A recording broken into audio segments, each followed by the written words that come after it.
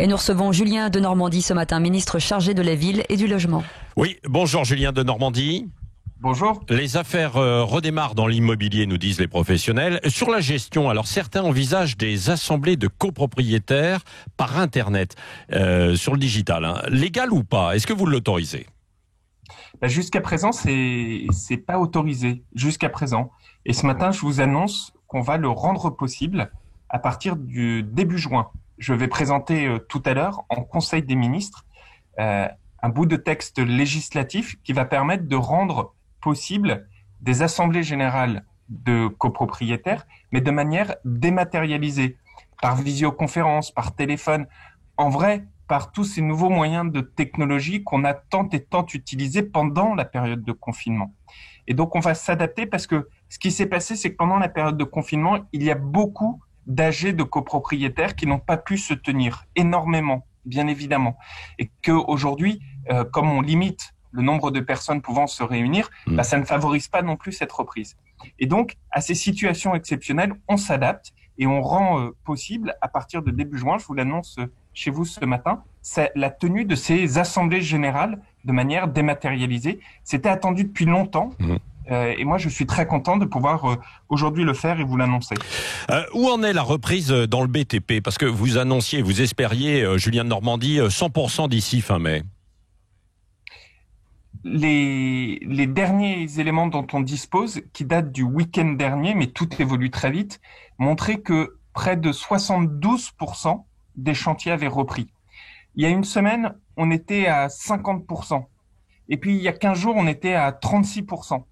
Et donc, on voit bien que la reprise, elle est là. La reprise, elle se poursuit. J'étais hier en Eure-et-Loir sur des chantiers de reconstruction. Et je peux vous dire que tout le monde a envie de cette reprise. Les entreprises, les salariés, les Français qui ont besoin de ces logements. Et aujourd'hui, moi, je le constate tous les jours. Les chantiers repartent. Et j'en appelle d'ailleurs à tous les Français. Il faut faire confiance aux artisans. C'est très important. Il y a beaucoup d'artisans qui souffrent en ce moment. Il faut leur faire confiance. On a mis en place des normes sanitaires qu'ils appliquent. Je l'ai encore vérifié hier. Et aujourd'hui, les Français, nous tous, on doit pouvoir refaire travailler les artisans pour les travaux de rénovation, les chantiers, etc. C'est très important. Alors, il y a des mesures de sécurité qui coûtent un petit peu plus cher aussi pour ces artisans, pour l'ensemble des entreprises du BTP. Certains réclament des aides, les professionnels, comme annulation ou report de charges sociales patronales. Il y a beaucoup d'aides qui ont été d'ores et déjà apportées et je crois que tout le monde le constate depuis le début de la crise. Le gouvernement apporte au fur et à mesure ces aides pour les entreprises et pour les Français. Et sur la question que vous posez, il y a aussi, vous savez, l'intelligence locale, c'est-à-dire la concertation entre le maître d'ouvrage, celui qui fait le chantier, et puis les entreprises qui construisent le chantier. Et dans beaucoup de cas, les parties se mettent autour d'une table et puis discutent en disant c'est vrai que on a des surcoûts ici parce qu'il faut des matériaux de protection, parce qu'il faut réorganiser l'espace de travail. Et je peux vous dire que même si ça peut prendre un peu de temps, l'intelligence locale, elle permet de trouver des solutions et c'est ça qui est nécessaire aussi pour faire redémarrer les chantiers. J'étais hier avec le président de la CAPEB, c'est-à-dire le président de tous les artisans, et cette volonté, elle est en effet tout à fait partagée. Bon, donc si on résume, d'ici une dizaine de jours, ça devrait être peut-être pas à 100%, mais pas loin, quoi. Mon objectif, effectivement, c'est de faire en sorte que ça reprenne le plus vite possible. J'ai fixé cet objectif ambitieux de la reprise des chantiers d'ici la fin du mois. Alors, c'est un objectif qui est ambitieux, mais je crois que dans la vie, il faut vivre avec des objectifs ambitieux. Vous craignez des foyers aussi de contamination possibles justement sur ces chantiers? Est-ce qu'il y aura des mesures de prise pour ça, de mise en quarantaine ou pas?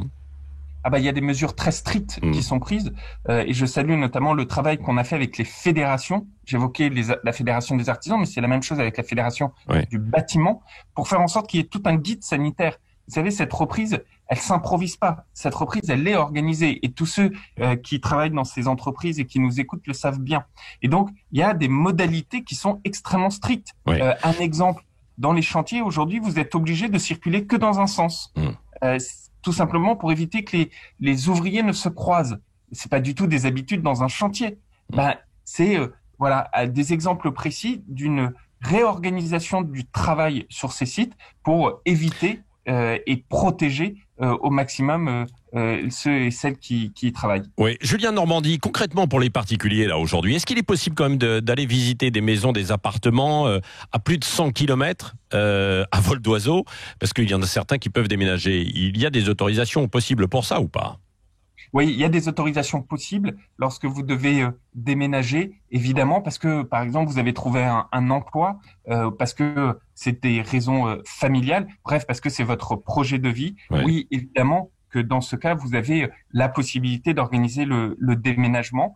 C'était d'ailleurs un sujet très important parce qu'on l'a vu pendant la crise, pendant le confinement, beaucoup de ces projets immobiliers ont été arrêtés. Et moi, ce que j'observe depuis la sortie du confinement, c'est que énormément de Français sont retournés dans les agences immobilières. Énormément de Français ont repris le chemin de leur projet immobilier avec une certaine confiance, d'ailleurs, que je salue. Et évidemment, il faut avoir la possibilité d'aller visiter le bien. Pas de crise. Alors justement, pas de crise dans l'immobilier à redouter, Julien Normandie? Il y a un de vos auditeurs le disait vers 7h30 tout à l'heure sur votre antenne. Ce qu'on observe, c'est qu'il y a une véritable envie, une véritable confiance des Français dans leur projet immobilier. En revanche, la question à laquelle je ne sais pas répondre, c'est quel va être l'impact de tout ce qu'on vit en ce moment sur le prix de l'immobilier. Ça, je ne sais pas encore vous répondre à cette question. Pourquoi ? Parce que on n'a pas encore assez de transactions qui se sont faites depuis la crise sanitaire pour vous dire la tendance, elle va être à la baisse ou à la hausse, et cela sera d'ailleurs en fonction des territoires. Oui. Donc ça, on n'a pas suffisamment de recul. Oui. Ce qui est sûr, c'est qu'il y a une envie. Ce qui est sûr aussi, c'est que je suis très vigilant au comportement des banques. Il faut que les banques puissent continuer à délivrer les crédits immobiliers. C'est extrêmement important et nous y sommes très attentifs. Et également très attentif à redonner cette dynamique au secteur qui en a bien besoin. Oui. Un mot aussi sur les quartiers. Là, on le voit et c'est la une du journal Le Parisien ce matin. Il y a un cauchemar des rodéos motos dans ces quartiers. Qu'est-ce que vous pouvez faire? Vous êtes ministre de la ville également face à cela, qui semble véritablement un fléau. Bien sûr. Et d'abord, il faut le dire que ceux qui pâtissent de cela, ce sont avant tout les habitants. Bah oui, évidemment. Qui trop souvent d'ailleurs sont assimilés à cette minorité qui ont des comportements non acceptables. Face à ça, il y a le respect des règles de droit, il y a le respect de la loi, il y a les forces de police que nous ils sont débordés, les forces de police, elles le disent, elles se déplacent pas. Non, je peux vous dire qu'on a renforcé d'ailleurs les forces de police et que moi j'ai pas du tout ce défaitisme-là. Après, est-ce que c'est facile? Non, c'est compliqué. C'est compliqué et tout le monde sait que ce sont des situations qu'il faut faire avec justement tout le professionnalisme nécessaire. Mais ce que je dis, c'est que face à ces comportements, encore une fois, qui sont minoritaires mais qui sont inacceptables, il faut évidemment avoir un État qui soit là et qui sanctionne pour protéger les autres habitants des quartiers. C'est d'ailleurs ça que les habitants des quartiers demandent. L'utilisation de drones pour surveiller ces quartiers? Ça, je ne suis pas moi un expert des forces de police, donc je ne saurais pas vous dire quels sont les meilleurs. Non, mais en tant que ministre de la ville. Non, mais vous savez, il y a eu tout un débat d'ailleurs, et il y a quelques années, et je l'observe, qui aujourd'hui sont utilisés, c'est par exemple parfois l'utilisation d'hélicoptères. Les forces de police, elles font leur boulot avec les outils dont elles ont besoin. Oui. Moi, je suis pas un expert des outils policiers, mais bon, il faut qu'elles aient les moyens de leur action. Bon, dernière question plus politique, Julien de Normandie, puisque vous êtes un proche d'Emmanuel Macron. Après la crise, dissolution de l'Assemblée nationale, remaniement, ou alors, comme le propose François de Rugy tout à l'heure, un grand référendum? C'est pas parce que je suis proche que j'en ai la réponse. C'est précisément une réponse que seul le président de la République a. Donc, au risque de vous décevoir, je n'ai pas la réponse. Et d'ailleurs, je ne connais pas la réponse à votre. Alors, qu'est-ce que vous pouvez lui conseiller, vous?